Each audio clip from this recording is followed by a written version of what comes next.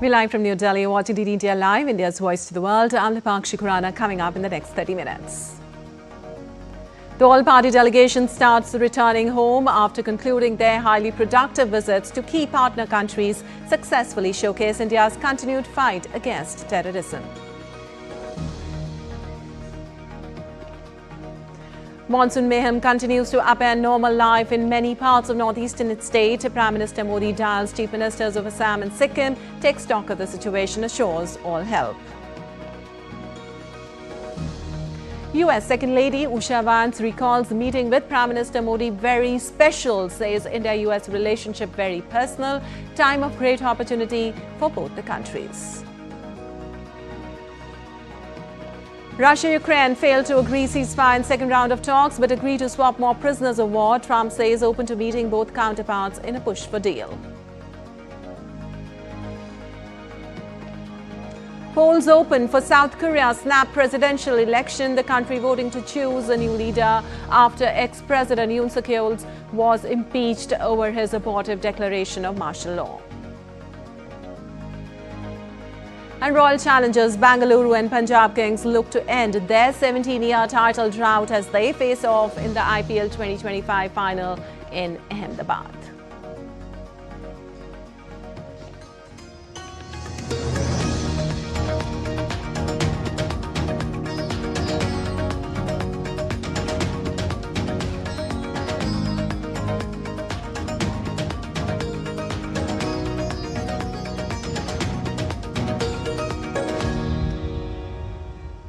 And on to the details. The all-party delegation led by BJP MP Baijanath Panda returned back to New Delhi after its four-country visit: Saudi Arabia, Kuwait, Bahrain and Algeria.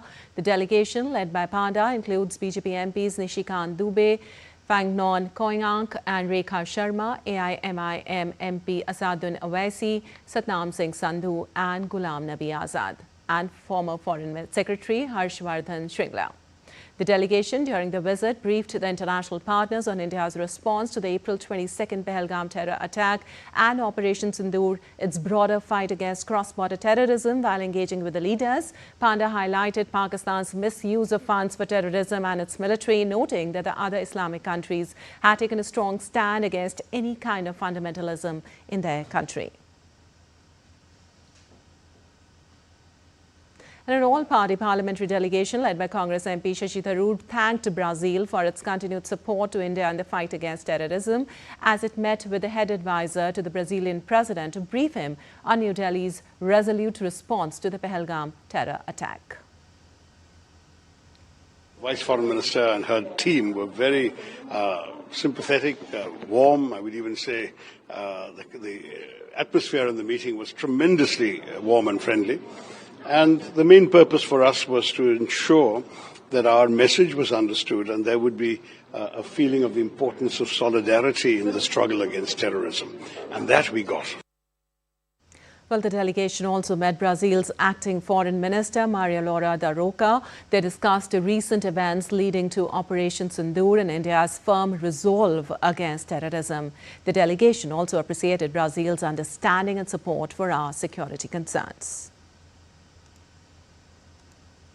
The Group 4 delegation, led by Shiv Sena MP Shrikant Shinde, met with the Speaker of the House of Representatives of Liberia, Richard Nagbekun, and the group of representatives. The Shiv Sena MP highlighted the strong ties between the two nations and underlined India's long-standing fight against terrorism. All the nations should come together in the fight against this terrorism. And as we went to all these nations, UAE, Sierra Leone, DR Congo, and Liberia, all the nations assured and were very positive that they will stand with India in these tough times and also in this battle against terrorism. Well, BJP MP Bansuri Swaraj also reaffirmed India's stand against terrorism. Terrorism is not a regional problem. This is the time when the world needs to stand tall together and needs to call out morally those nations like Pakistan that are sponsoring terrorism. What happened on 22nd of April was a barbaric attack on humanity.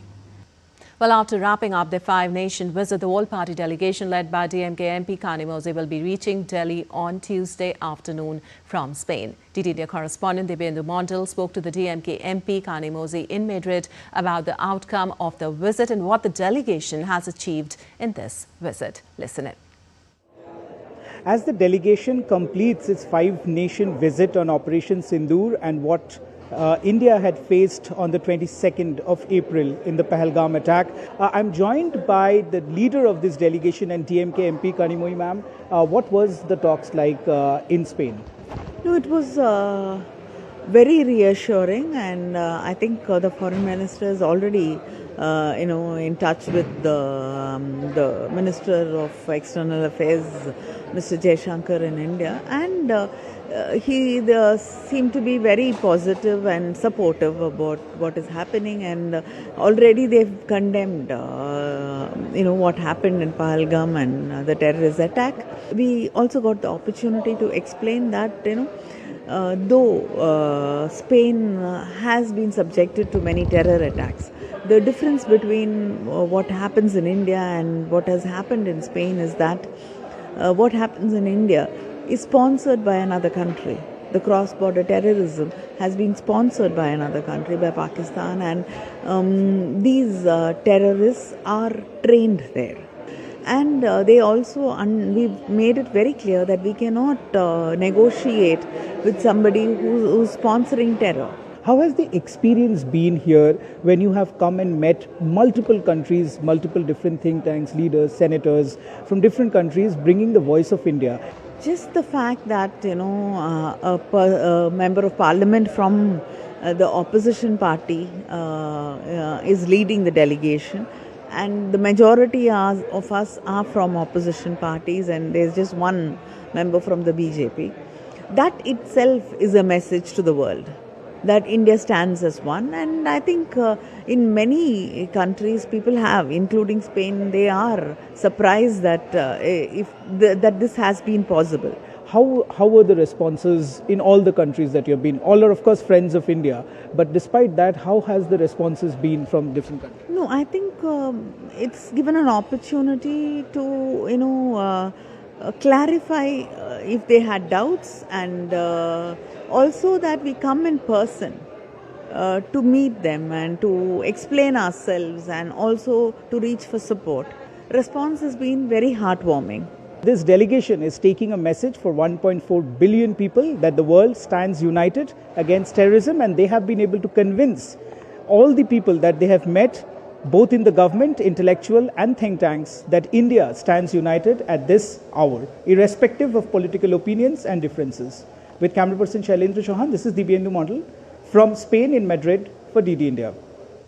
And the Indian Meteorological Department has issued a strong weather warning for multiple states, highlighting heavy to extremely heavy rainfall and strong winds in several regions. Parts of Meghalaya recorded heavy to very heavy rainfall, with isolated locations experiencing extremely heavy downpours. Heavy to very heavy rain was also recorded at isolated places in Tripura and Arunachal Pradesh. States like Manipur, Mizoram, Kerala, Odisha and sub-Himalayan West Bengal also experienced heavy showers in some areas. The Met Department predicts Delhi will witness generally cloudy skies with light rain or thunderstorm activity over the next 2 days. No heat wave conditions are likely over the next 7 days. Winds are expected to shift northwesterly later in the week. The air quality index stood at 158 according to the Central Pollution Control Board's national bulletin for the past 24 hours.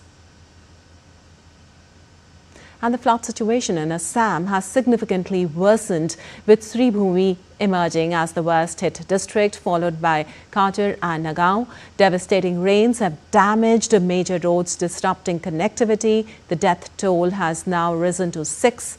Currently, 10 rivers in the region are flowing above their danger levels. More than 1,200 villages across 22 districts are submerged under the flood waters. Rescue operations are ongoing round the clock, with the State Disaster Response Force, SDRF, Inland and Water Transport, Fire and Emergency Services and local administrations actively involved. Also, Prime Minister Narendra Modi took stock of the worsening flood situation in the northeastern states and assured all help and support. He spoke to Assam Chief Minister Himanta Biswa Sarma and Sikkim Chief Minister Prem Singh Tamang. Appreciating Prime Minister's guidance and unwavering support, Assam Chief Minister on social media platform X wrote, and I quote, "A short while ago, Honorable Prime Minister Narendra Modi called me to inquire about the current flood situation in Assam. I briefed him on how continuous rainfall in Assam and adjoining states has led to flooding and impacted many lives. I also apprised him of the relief operation undertaken by the state government. The Honorable Prime Minister expressed concern and assured full support from the central government for our relief and rehabilitation efforts, grateful for his guidance and unwavering support to the people of Assam," unquote. Also, the Chief Minister of Sikkim, Prem Singh Tamang, on X wrote, and I quote, "Honorable Prime Minister Narendra Modi, on behalf of the people of Sikkim, I extend my heartiest gratitude for your kind concern and support regarding the landslide and flood situation in the state. Our state administration remains fully committed to managing the situation and providing all necessary assistance to those affected. Thank you once again for your kind concern, sir," unquote. Also, Prime Minister Modi took off the Manipur flood and landslide situation as he dialed Manipur Governor Ajay Bhalla. And Arun Sharma joins us on the phone line for more on this. Well, Arun, the situation, as we know, is very, very critical out there. Prime Minister Modi himself spoke to the Chief Minister of both the states to take stock of the situation. What's the update? Good morning, Lipati. First of all, yes, we know that Prime Minister Modi has spoken to the Assam's Chief Minister, Sikkim Chief Minister, and the Governor of Manipur, on the situation arising due to heavy rainfall and the floods in the region. Now, Prime Minister Modi has assured all help and support to these states. Now, we know this fact, Lipakshi, that northeastern states of India are currently grappling with severe floods and landslides triggered by the relentless monsoon as of now. Now, more than 500,000 people are affected across the 22 districts in Assam, and same is the situation in other northeastern states like Manipur, Arunachal, Sikkim, Mizoram, Meghalaya as well. Now, central government, the rescue and relief operations are in full swing. Now, Indian Army, Assam Rifles, and National Disaster Response Force are actively involved in the rescue missions, evacuating stranded individuals and providing the essential relief materials to the people who are affected. Now, the Assam Chief Minister Himanta Biswa Sarma has also visited the flood-hit districts. Now, he has also assured that full government support and initiating immediate, repair and rescue. Repair work, first of all, of the damaged infrastructure over there. So there is a greater center and state coordination as of now as far as the relief and rescue operations are concerned. And also the focus is that as to, how can, the urban flooding in Guwahati, commissioning, satellite mapping, and solutions can be sought from the IIT Roorkee as well, so that, a better mapping can be done. And of course, the focus is on the fact that, how can the damaged infrastructure can be repaired as soon as possible. So yes, the relief and rescue operation are in full swing as of now, and there is a great center and state coordination as far as providing relief to the people of the northeastern states because of the landslides and the floods. All right, Arun, thank you so much for all that update. And big news coming in right now from the Union Territory of Jammu and Kashmir. Lieutenant Governor Manoj Sinha has sacked 3 government employees who were working for Lashkar-e-Taiba and Hizbul Mujahideen. Well, according to the sources, the 3 sacked employees who are in jail are Malik Ishfaq Nasir, a police constable, Ajaz Ahmed, a teacher in the school education department, and Wasim Ahmed Khan, a junior assistant in Government Medical College, Srinagar. Well, since taking office in August 2020, Manoj Sinha has prioritized weakening terrorism's infrastructure by targeting both active terrorists and their support networks, including overground workers or OGWs and sympathizers embedded in government institutions itself.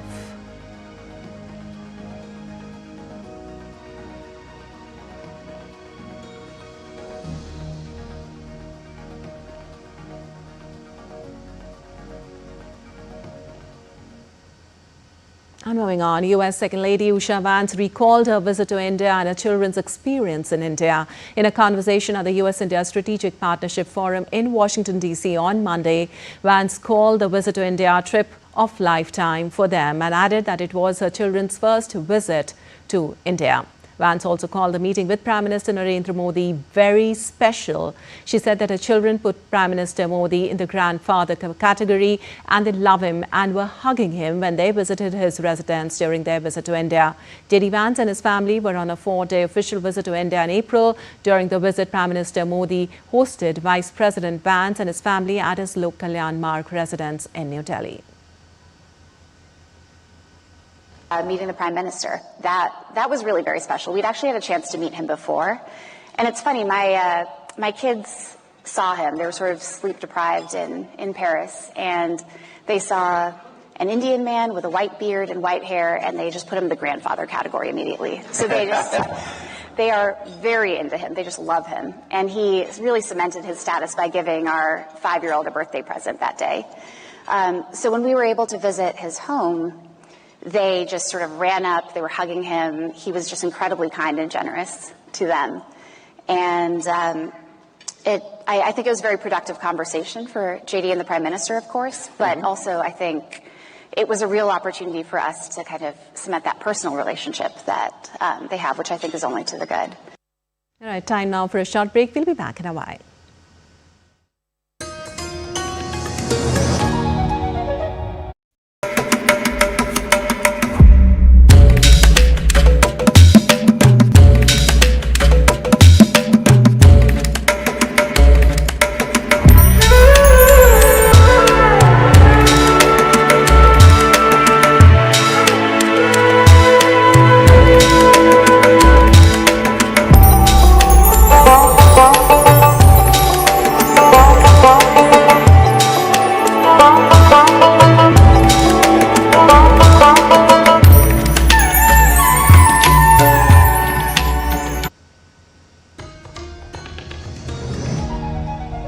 Welcome back. You're watching DD India Live. I'm Lipakshi Khurana. And moving on, delegations from Russia and Ukraine met for barely an hour in the Turkish city of Istanbul for only the second such round of negotiations since March 2022. Without any breakthrough on proposed ceasefire, although the atmosphere was subdued and dialogue brief, the talks did yield an agreement to conduct a new prisoner exchange.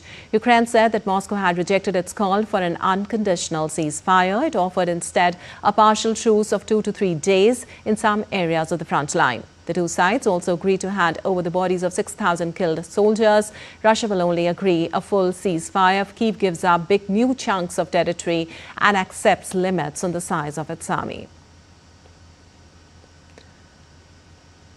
Moscow has also demanded a ban on Kyiv joining NATO, limiting Ukraine's military and ending Western military support. Ukraine has repeatedly rejected the Russian conditions as tantamount to surrender. The two countries last held direct talks on May 16th in Istanbul, their first face-to-face negotiations since March 2022. During that meeting, the two sides agreed to exchange 1,000 prisoners each, marking the largest prisoner swap since the start of the conflict.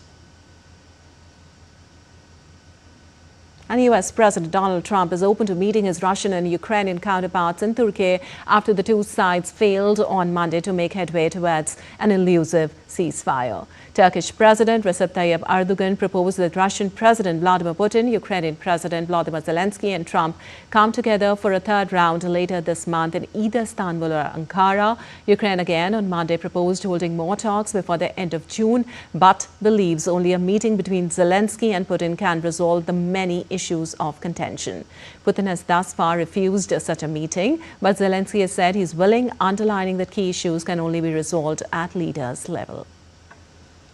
Gerek Sayın Vladimir Putin'i, gerekse Zelenski'yi aynı şekilde İstanbul veya Ankara'da bir araya getirmek, hatta Sayın Trump'ı da bunların yanına almak, eğer kabul buyururlarsa ben de kendileriyle bu buluşmada bir araya gelir ve böylece İstanbul'u adeta bir barış merkezi haline getirelim istiyorum.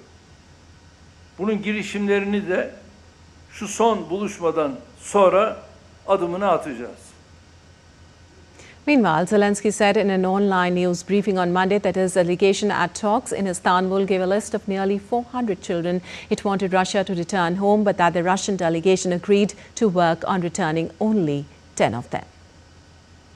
Далі, що стосується дітей, ми передали список з майже 400 дітьми русським. Вони нам запропонували щось в цьому напрямку напрацювати до 10 дітей. Ось це їх бачення таке щодо гуманітарних питань. Well, other UN spokesperson Stefan Dujarric hoped that talks could lead to lasting and comprehensive peace in line with the UN Charter.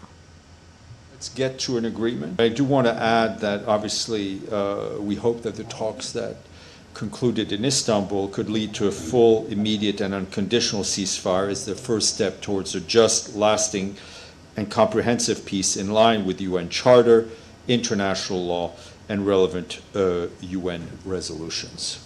Now, moving on, polls have opened in South Korea for a new president to succeed conservative Yoon Suk-yeol. Millions are voting in a snap election triggered by former president's impeachment over his failed martial law bid. The National Election Commission is scheduled to certify the result on Wednesday, and the winner's inauguration is expected within hours. Opposition's Lee Jae-myung is the front runner, and the ruling party's Kim Monsoon, a former member of Yoon's cabinet, is trailing him.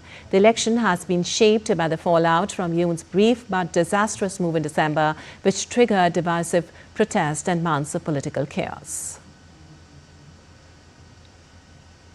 Well, a nationwide transport strike in Nepal has brought public transportation to a standstill, affecting daily life across the country, including the Kathmandu Valley. The strike, led by the National Federation of Nepal Transport Entrepreneurs, began after the Gandaki province government introduced ride-sharing regulations that transport entrepreneurs claim will harm their livelihoods. The government of Nepal has formed a dialogue committee to hold discussions with transport entrepreneurs. And in sports, one last match awaits to crown a new IPL champion as Ahmedabad is set to witness the grand tussle between Royal Challengers Bengaluru and Punjab Kings on Tuesday. Both teams lock horns for one final time in IPL 2025 with an aim to end their 17-year-long title drought. More in this report.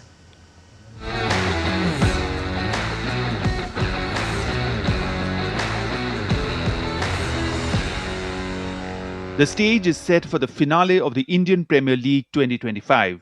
It's the Royal Challengers Bengaluru who will be locking horns with Punjab Kings at Ahmedabad. RCB booked spot in the final after getting better off Punjab in the Qualifier 1, while Punjab Kings got a second chance in Qualifier 2, where they defeated Mumbai Indians. PBKS and RCB had finished number 1 and 2 in the league stage with 9 wins, 4 defeats and 1 no result each in 14 games. There was very little difference between their net run rates too. While PBKS had defeated RCB in Bengaluru, RCB won the reverse fixture in Mullanpur. While Rajat Patidar's Bengaluru were flawless in away conditions, becoming the first team to win all 7 away games in the league stage of an edition, the Kings were clinical in managing defeats, as Iyer's side never endured 2 defeats in succession. PBKS' success in IPL 2025 has revolved around their uncapped Indian players, while RCB have traditionally been the home of the game's biggest superstars. They have shed that persona this time. Their captain Rajat Patidar has 4 international caps to his name. Their vice-captain Jitesh Sharma 9. RCB, who finished runners-up in 2009, 2011 and 2016, will be appearing in their 4th IPL final. PBKS have been in an IPL final only once before, in 2014, when they were known as Kings 11 Punjab and lost to Kolkata Knight Riders. Their captain Shreyas Iyer is the first IPL player to lead 3 different teams to the finals.